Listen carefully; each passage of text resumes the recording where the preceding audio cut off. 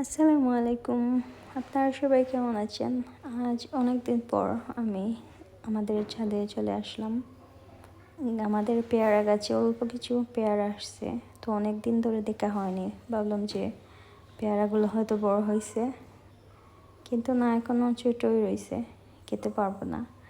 আর অন্যদিকে কিছু কলা গাছ আছে।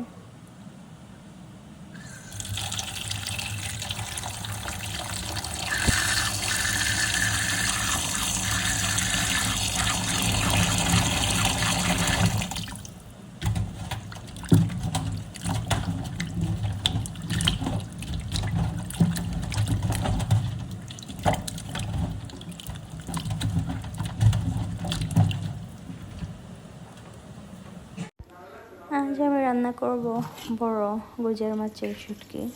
তো এই শুটকিটা আমার অনেক বেশি পছন্দের। কিছুদিন ধরে ভাবছিলাম যে রান্না করব, তো আজ চলেই আসলাম রান্না করবো। আপনার সাথেই থাকবো।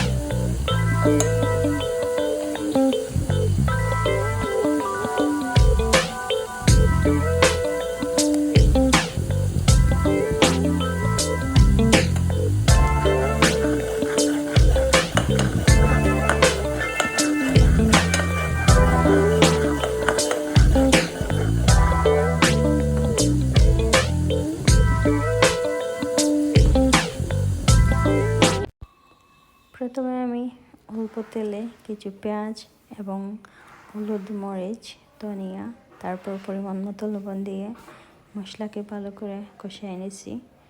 এই কষানো মশলাতে আমি আমার পছন্দের এই শুটকিটা দিয়ে দেব। তারপর কিছুক্ষণ নাড়াচাড়া করব।